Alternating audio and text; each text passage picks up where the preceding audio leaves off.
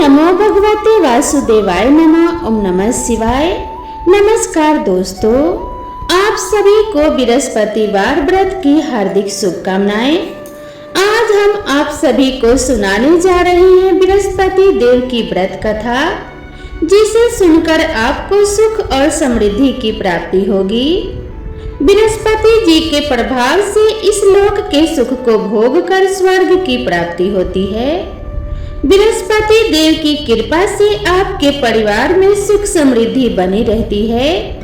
बृहस्पति देव ऐसे ही हैं, जैसे जिसके मन में कामनाएं हैं सभी को पूर्ण करते हैं। जो सद्भावना पूर्वक बृहस्पतिवार का व्रत करता है एवं कथा पढ़ता है अथवा सुनता है और दूसरों को सुनाता है, बृहस्पति देव उसकी सभी मनोकामना को पूर्ण करते हैं। भगवान बृहस्पति देव उसकी सदैव रक्षा करते हैं। संसार में जो मनुष्य सद्भावना से भगवान जी का पूजन व व्रत सच्चे हृदय से करते हैं, तो उनकी सभी मनोकामनाएं भगवान जी पूर्ण करते हैं। जैसे सच्ची भावना से रानी और राजा ने उनकी कथा का गुणगान किया, तो भगवान बृहस्पति देव ने उनकी सभी इच्छाएं पूर्ण की थी। इसीलिए पूर्ण कथा जरूर सुनना चाहिए और हृदय से उनका नमन करते हुए जय जयकार बोलना चाहिए। तो प्रेम से बोलो विष्णु भगवान की जय, बृहस्पति देव भगवान की जय। तो भगवान श्री हरि विष्णु और माता लक्ष्मी जी के चरणों का ध्यान करते हुए बृहस्पतिवार के पावन व्रत कथा का श्रवण आरंभ करते हैं।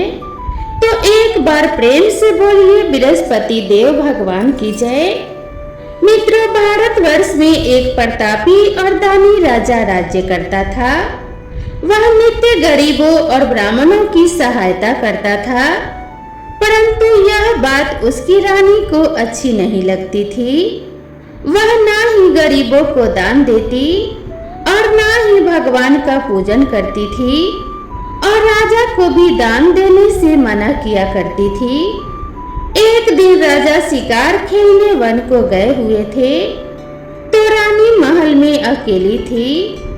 उसी समय बृहस्पति देव साधु वेश में राजा के महल में भिक्षा मांगने के लिए गए और भिक्षा मांगी तो रानी ने भिक्षा देने से इनकार किया और कहा कि हे साधु महाराज, मैं तो इस दाने और पुण्य से तंग आ गई हूँ। मेरे पति सारा धन लुटाते रहते हैं। मेरी इच्छा है कि हमारा धन नष्ट हो जाए, फिर ना रहेगा बांस और ना बजेगी बांसुरी। साधु ने कहा कि हे देवी, तुम तो बड़ी विचित्र हो। धन और संतान तो सभी चाहते हैं, पुत्र और लक्ष्मी तो पापी के घर भी होने चाहिए। यदि तुम्हारे पास अधिक धन है तो भूखों को भोजन दो, प्यासों के लिए प्याऊ बनवाओ, मुसाफिरों के लिए धर्मशालाएं खुलवाओ। जो निर्धन अपनी कुंवारी कन्याओं का विवाह नहीं कर सकते, उनका विवाह करा दो। ऐसे और कई काम हैं जिनके करने से तुम्हारा यश लोक परलोक में फैलेगा। परंतु रानी पर उपदेश का कोई प्रभाव न पड़ा। वह बोली, महाराज, आप मुझे कुछ ना समझाएं। मैं ऐसा धन नहीं चाहती जो हर जगह बांटती फिरूं। साधु ने उत्तर दिया, यदि तुम्हारी ऐसी ही इच्छा है तो तथास्तु। तुम ऐसा करना कि बृहस्पतिवार को घर लेपकर पीली मिट्टी से अपना सिर धोकर स्नान करना, भट्टी चढ़ाकर कपड़े धोना। ऐसा करने से आपका सारा धन नष्ट हो जाएगा। इतना कहकर वह साधु महाराज वहां से आलोप हो गए। साधु के अनुसार कही बातों को पूरा करते हुए रानी को केवल 3 बृहस्पतिवार ही बीते थे कि उसकी समस्त धन संपत्ति नष्ट हो गई। भोजन के लिए राजा का परिवार तरसने लगा। तब एक दिन राजा ने रानी से कहा कि हे रानी, तुम यहीं पर रहो, मैं दूसरे देश को जाता हूँ, क्योंकि यहाँ पर मुझे सभी लोग जानते हैं। इसीलिए मैं कोई छोटा कार्य नहीं कर सकता। ऐसा कहकर राजा परदेश चला गया। वहां वह जंगल से लकड़ी काट कर लाता और शहर में बेचता। इस तरह वह अपना जीवन व्यतीत करने लगा। इधर राजा के परदेश जाते ही रानी और दासी दुखी रहने लगी। एक बार जब रानी और दासी को 7 दिन तक बिना भोजन के रहना पड़ा, तो रानी ने अपनी दासी से कहा कि हे दासी, पास ही के नगर में मेरी बहन रहती है, वह बड़ी धनवान है, तो उसके पास जा और कुछ मांग कर ले आ, ताकि थोड़ी बहुत गुजर बसर हो जाए। दासी रानी की बहन के पास गई। उस दिन गुरुवार का दिन था और रानी की बहन उस समय बृहस्पतिवार व्रत की कथा सुन रही थी। दासी ने रानी की बहन को अपनी रानी का संदेश दिया, लेकिन रानी की बड़ी बहन ने कोई उत्तर नहीं दिया। जब दासी को रानी की बहन से कोई उत्तर नहीं मिला तो वह बहुत दुखी हुई और उसे क्रोध भी आया। दासी ने वापस आकर रानी को सारी बात बता दी। सुनकर रानी ने अपने भाग्य को कोसा। उधर रानी की बहन ने सोचा कि मेरी बहन की दासी आई थी, परंतु मैं उससे नहीं बोली, इससे वह बहुत दुखी हुई होगी। कथा सुनकर और पूजन समाप्त करके वह अपने बहन के घर आई और कहने लगी कि हे बहन, मैं बृहस्पतिवार का व्रत कर रही थी। तुम्हारी दासी मेरे घर आई थी, परंतु जब तक कथा होती है तब तक ना तो उठते हैं और ना ही बोलते हैं, इसीलिए मैं नहीं बोली। कहो दासी क्यों गई थी? रानी बोली, बहन तुमसे क्या छिपाऊं, हमारे घर में खाने तक को अनाज नहीं था। ऐसा कहते कहते रानी की आंखें भर आई। उसने दासी समेत पिछले 7 दिनों से भूखे रहने तक की बात अपनी बहन को विस्तार पूर्वक सुना दी। रानी की बहन बोली, देखो बहन, भगवान बृहस्पति देव सबकी मनोकामना को पूर्ण करते हैं। देखो शायद तुम्हारे घर में अनाज रखा हो। पहले तो रानी को विश्वास नहीं हुआ, पर बहन के आग्रह करने पर उसने अपने दासी को अंदर भेजा तो उसे सचमुच अनाज से भरा एक घड़ा मिल गया। यह देखकर दासी को बड़ी हैरानी हुई। दासी रानी से कहने लगी कि हे रानी, जब हमको भोजन नहीं मिलता तो हम व्रत ही तो करते हैं, इसीलिए क्यों ना इनसे व्रत की कथा और विधि पूछ ली जाए, ताकि हम भी इस व्रत को किया करें। तब रानी ने अपनी बहन से बृहस्पतिवार व्रत के बारे में पूछा। उसकी बहन ने बताया कि बृहस्पतिवार के व्रत में चने की दाल और मुनक्का से विष्णु भगवान का केले की जड़ में पूजन करें तथा दीपक जलाएं, व्रत कथा सुने और पीला ही भोजन करें। इससे बृहस्पति देव प्रसन्न होते हैं। व्रत और पूजन विधि बताकर रानी की बहन अपने घर को लौट गई। 7 दिन के बाद जब गुरुवार आया तो रानी और दासी ने व्रत रखा। गुड़साल में जाकर चना और गुड़ लेकर आई, फिर उससे केले की जड़ तथा विष्णु भगवान का पूजन किया। अब पीला भोजन कहाँ से आए, इस बात को लेकर दोनों बहुत दुखी थे, क्योंकि उन्होंने बृहस्पतिवार का व्रत रखा था, इसीलिए बृहस्पति देव उनसे प्रसन्न थे। इसीलिए वे एक साधारण व्यक्ति का रूप धारण कर 2 थालों में सुंदर पीला भोजन लेकर दासी को दे गए। भोजन पाकर दासी प्रसन्न हुई और फिर रानी के साथ मिलकर भोजन ग्रहण किया। उसके बाद वे सभी गुरुवार को व्रत और पूजन करने लगी। बृहस्पति भगवान की कृपा से उनके पास फिर से धन संपत्ति आ गई, परंतु रानी फिर से पहले की तरह आलस्य करने लगी। तब दासी बोली, देखो रानी, तुम पहले भी इस प्रकार आलस्य करती थी, तुम्हें धन रखने में कष्ट होता था, इस कारण सभी धन नष्ट हो गया। और अब जब बृहस्पति भगवान की कृपा से धन मिला है तो तुम्हें फिर से आलस्य होता है। रानी को समझाते हुए दासी कहती है कि बड़ी मुसीबतों के बाद हमने यह धन पाया है, इसीलिए हमें दान पुण्य करना चाहिए, भूखे मनुष्यों को भोजन कराना चाहिए और धन को शुभ कार्यों में खर्च करना चाहिए, जिससे तुम्हारे कुल का यश बढ़ेगा, स्वर्ग की प्राप्ति होगी और पितर प्रसन्न होंगे।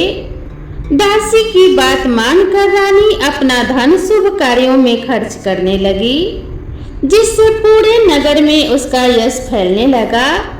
बृहस्पतिवार व्रत कथा के बाद श्रद्धा के साथ आरती की जानी चाहिए।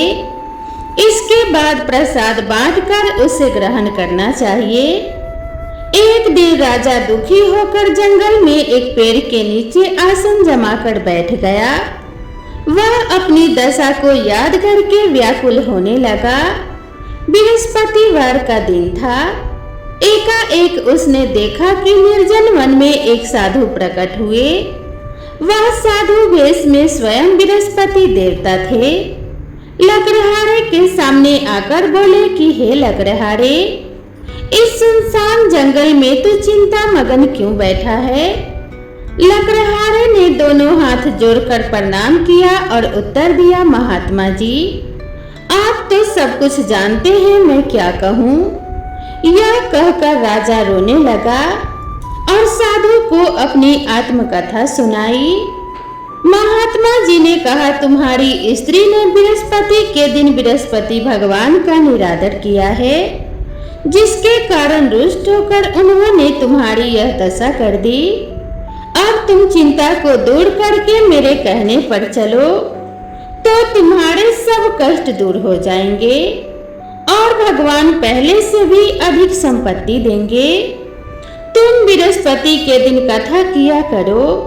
2 पैसे के चने मुनक्का लाकर उसका प्रसाद बनाओ और शुद्ध जल से लोटे में शक्कर मिलाकर अमृत तैयार करो। कथा के पश्चात अपने सारे परिवार और सुनने वाले प्रेमियों में अमृत व प्रसाद बांटकर आप स्वयं भी ग्रहण किया करो। ऐसा करने से आपकी सभी मनोकामनाएं भगवान बृहस्पति देव पूर्ण करेंगे। साधु के ऐसे वचन सुनकर लकड़हारा बोला कि हे प्रभु, मुझे लकड़ी बेचकर इतना पैसा नहीं मिलता जिससे भोजन के उपरांत कुछ बचा सकूं।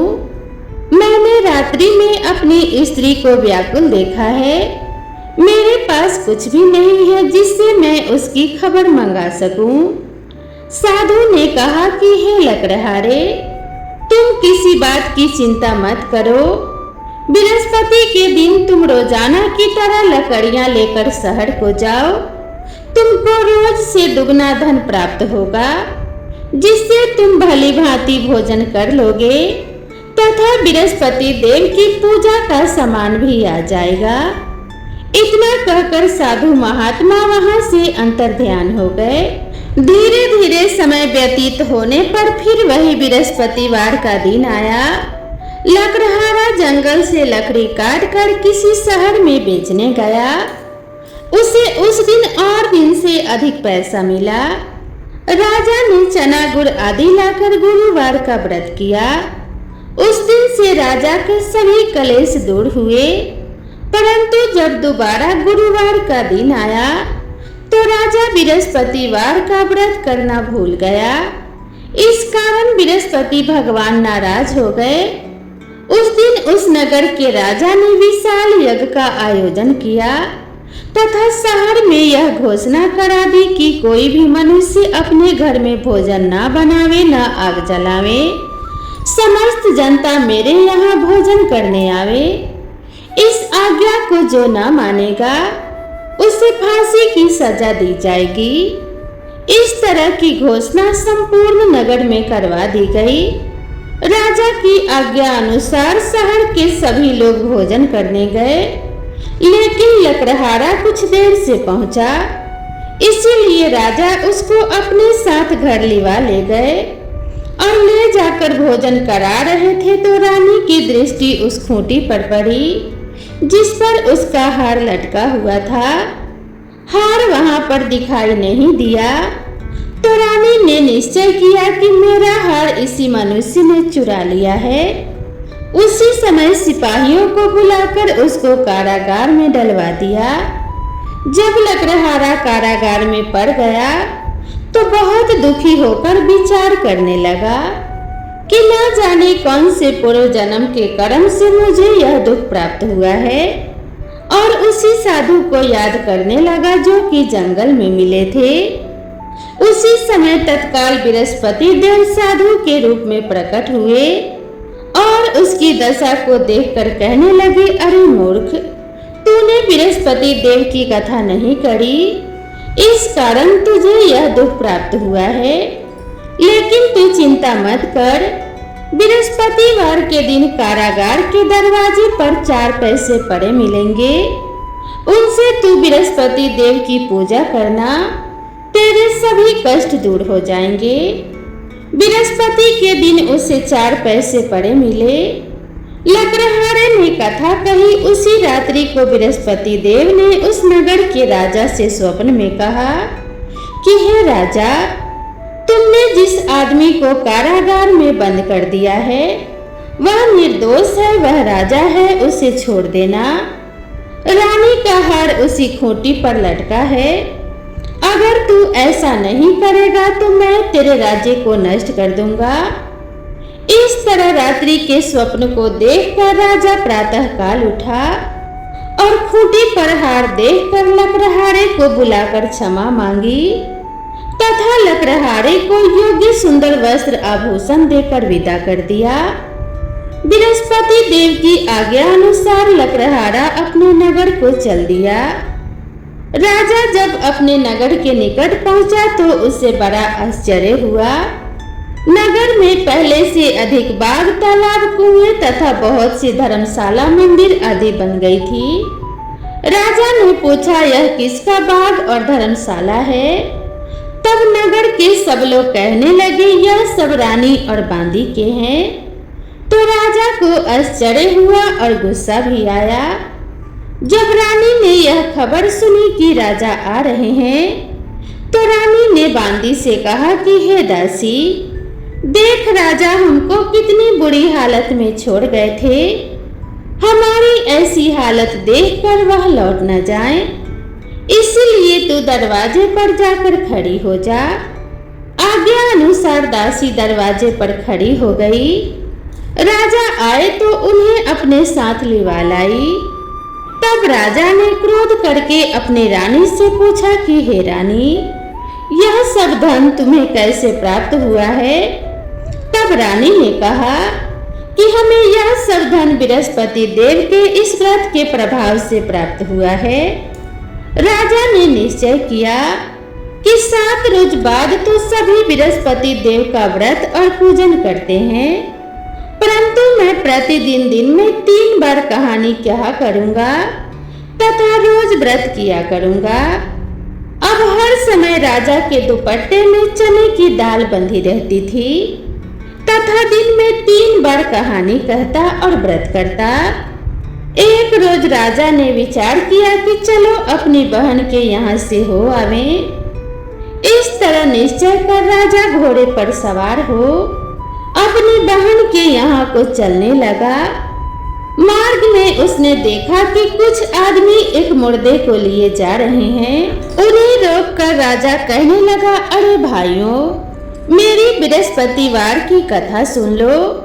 वे बोले, लो हमारा तो आदमी मर गया है, इसको अपनी कथा की पड़ी है। परंतु कुछ आदमी बोले, अच्छा कहो, हम तुम्हारी कथा भी सुनेंगे। राजा ने दाल निकाली और जब कथा आधी हुई थी कि मुर्दा हिलने लग गया और जब कथा समाप्त हो गई तो राम राम करके मनुष्य उठकर खड़ा हो गया। आगे मार्ग में उसे एक किसान खेत में हल चलाता मिला। राजा ने उसे देखा और उससे बोले, अरे भैया, तुम मेरी बृहस्पतिवार की कथा सुन लो। किसान बोला, जब तक मैं तेरी कथा सुनूंगा तब तक 4 हरैया जोत लूंगा। जा अपनी कथा किसी और को सुनाना। इस तरह राजा आगे चलने लगा। राजा के हटते ही बैल पछाड़ खाकर गिर गए तथा किसान के पेट में बड़ी जोर का दर्द होने लगा। उसी समय उसकी माँ रोटी लेकर आई और उसने जब यह सब देखा तो अपने पुत्र से सब हाल पूछा और बेटे ने सभी हाल कह दिया। तो बुढ़िया दौड़ी दौड़ी उस घुड़सवार के पास गई और उससे बोली कि मैं तेरी कथा सुनूंगी, तू अपनी कथा मेरे खेत पर चलकर ही कहना। राजा ने बुढ़िया के खेत पर जाकर कथा कही, जिसको सुनते ही वह बैल उठ खड़े हुए तथा किसान के पेट का दर्द भी बंद हो गया। राजा अपनी बहन के घर पहुंचा। बहन ने भाई की खूब मेहमानी की। दूसरे रोज प्रातःकाल राजा जगा तो वह देखने लगा कि सभी लोग भोजन कर रहे हैं। राजा ने अपनी बहन से कहा कि हे बहन, ऐसा कोई मनुष्य नहीं है जिसने भोजन न किया हो, मेरी बृहस्पतिवार की कथा सुन ले। बहन बोली कि हे भैया, यह देश ही ऐसा है कि पहले यहाँ लोग भोजन करते हैं, बाद में अन्य काम करते हैं। अगर कोई पड़ोस में हो तो देख आऊं। वह ऐसा कहकर देखने चली गई, परंतु उसे कोई ऐसा व्यक्ति नहीं मिला जिसने भोजन न किया हो। अतः वह एक कुम्हार के घर गई जिसका लड़का बीमार था। उसे मालूम हुआ कि उसके यहाँ 3 रोज से किसी ने भोजन नहीं किया है। रानी ने अपने भाई की कथा सुनने के लिए कुम्हार से कहा तो वह तैयार हो गया। राजा ने जाकर बृहस्पतिवार की कथा कही, जिसको सुनकर उसका लड़का ठीक हो गया। अब तो राजा की प्रशंसा होने लगी। एक रोज राजा ने अपनी बहन से कहा कि हे बहन, हम अपने घर को जाएंगे, तुम भी तैयार हो जाओ। राजा की बहन ने अपनी सास से कहा। सास ने कहा कि हाँ चली जा, परंतु अपने लड़कों को मत ले जाना, क्योंकि तेरे भाई की कोई औलाद नहीं है। बहन ने अपने भैया से कहा कि हे भैया, मैं तो चलूंगी पर कोई बालक नहीं जाएगा। राजा बोला, जब कोई बालक नहीं चलेगा तब तुम ही क्या करोगी। बड़े दुखी मन से राजा अपने नगर को लौट आया। राजा ने अपनी रानी से कहा कि हम निर्वंशी हैं, हमारा मुंह देखने का धर्म नहीं है और कुछ भोजन आदि नहीं किया। रानी बोली कि हे प्रभु, बृहस्पति देव ने हमें सब कुछ दिया है, वह हमें औलाद अवश्य देंगे।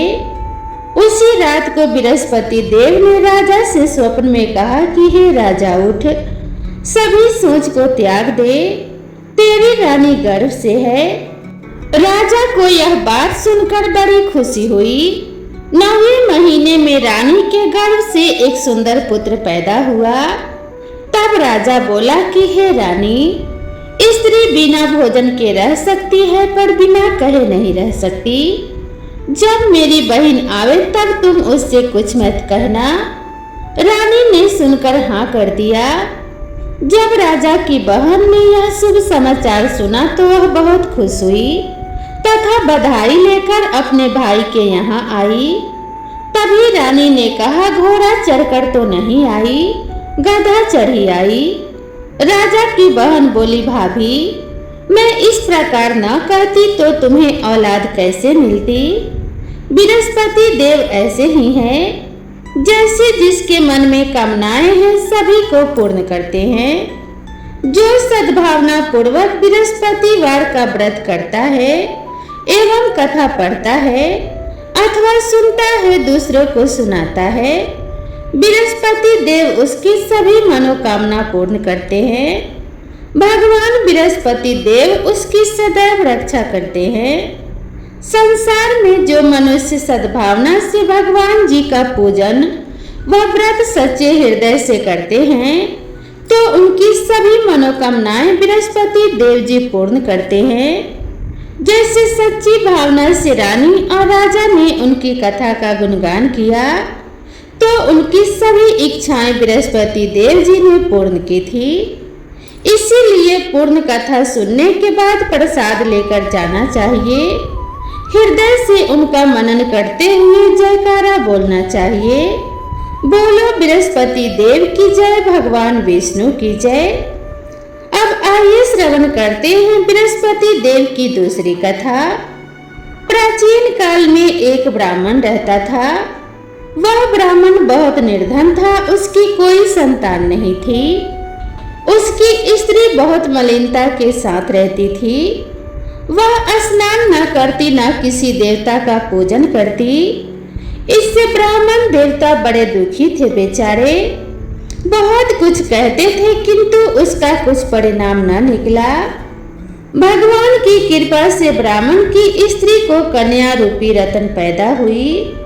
कन्या बड़ी होने पर प्रातः स्नान करके विष्णु भगवान का जाप व बृहस्पतिवार का व्रत करने लगी।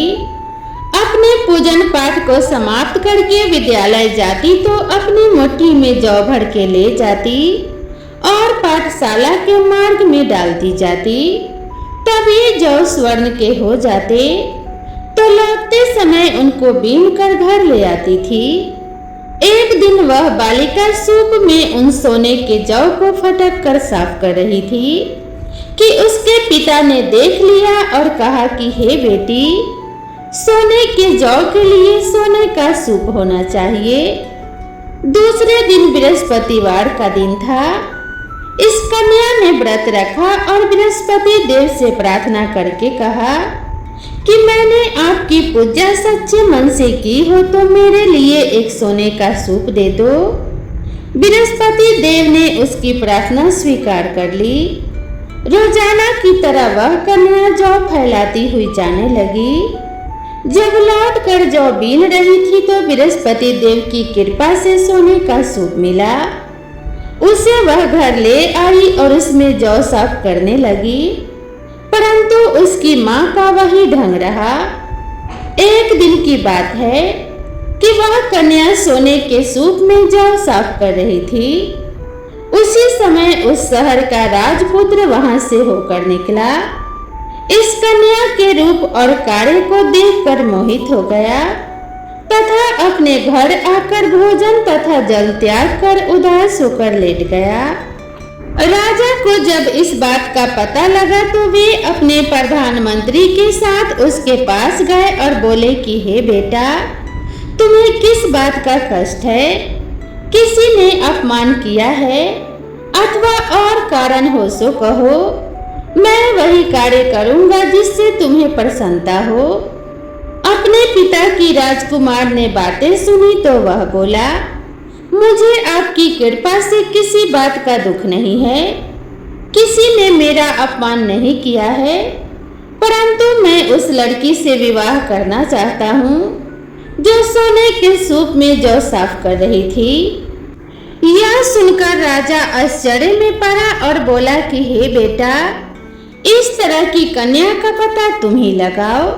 मैं उसके साथ तेरा विवाह अवश्य ही करवा दूंगा। राजकुमार ने उस लड़की के घर का पता बतलाया। तब मंत्री उस लड़की के घर गए और ब्राह्मण देवता को सभी हाल बतलाया। ब्राह्मण देवता राजकुमार के साथ अपनी कन्या का विवाह करने के लिए तैयार हो गए तथा विधि विधान के अनुसार ब्राह्मण की कन्या का विवाह राजकुमार के साथ हो गया। कन्या के घर से जाते ही पहले की भांति उस ब्राह्मण देवता के घर में गरीबी का निवास हो गया। अब भोजन के लिए भी अन्न बड़ी मुश्किल से मिलता था। एक दिन दुखी होकर ब्राह्मण देवता अपने पुत्री के पास गए। बेटी ने पिता की दुखी अवस्था को देखा और अपनी माँ का हाल पूछा। तब ब्राह्मण ने सभी हाल कहा। कन्या ने बहुत सा धन देकर अपने पिता को विदा कर दिया। इस तरह ब्राह्मण का कुछ समय सुखपूर्वक व्यतीत हुआ। कुछ दिन बाद फिर वही हाल हो गया। ब्राह्मण फिर अपनी कन्या के यहाँ गया और सारा हाल कहा तो लड़की बोली कि हे पिताजी, अब माता जी को यहाँ लिवा लाओ, मैं उसे विधि बता दूंगी जिससे गरीबी दूर हो जाए। वह ब्राह्मण देवता अपने स्त्री को साथ लेकर अपने बेटी के यहाँ पहुँचे तो बेटी अपने माँ को समझाने लगी कि हे माँ, प्रातः काल प्रथम स्नान आदि करके विष्णु भगवान का पूजन करो तो सब दरिद्रता दूर हो जाएगी। परंतु उसकी माँ ने एक भी बात नहीं मानी और प्रातः काल उठकर अपनी पुत्री के बच्चों के जूठन को खा लिया। इससे उसकी पुत्री को भी बहुत गुस्सा आया और एक रात को कोठरी से सभी सामान निकाल दिया और अपनी माँ को उसमें बंद कर दिया। प्रातः काल उसमें से निकाला तथा स्नान आदि करा के पाठ करवाया तो उसकी माँ की बुद्धि भी ठीक हो गई और फिर प्रत्येक बृहस्पतिवार को व्रत रखने लगी। इस व्रत के प्रभाव से उसके माँ बाप भी बहुत धनवान हो गए और पुत्रवान हो गए और बृहस्पति जी के प्रभाव से इस लोक के सुख को भोग कर स्वर्ग को प्राप्त हुए। तो प्रेम से बोलिए विष्णु भगवान की जय, बोलो बृहस्पति देव भगवान की जय। ओम नमो भगवते वासुदेवाय नमः। दोस्तों, आप सभी को यह कथा कैसी लगी कृपया कमेंट करके जरूर बताएं। वीडियो पसंद आई हो तो वीडियो को एक लाइक जरूर करें और कमेंट बॉक्स में जय बृहस्पति देव जरूर लिखें। और ऐसी ही ढेर सारी नई नई कथाओं और कहानियों के लिए मेरे चैनल को सब्सक्राइब कर लें। तो मिलते हैं इसी तरह की नई कथा और नई कहानी के साथ। भगवान श्री विष्णु और माता लक्ष्मी जी का आशीर्वाद आप सभी के ऊपर बना रहे। भगवान बृहस्पति देव की कृपा से आप सभी के धन के भंडार भरे रहें। इसी मंगल कामना के साथ आप सभी से विदा लेते हैं। मिलते हैं इसी तरह के नेक्स्ट वीडियो में, तब तक के लिए राधे राधे।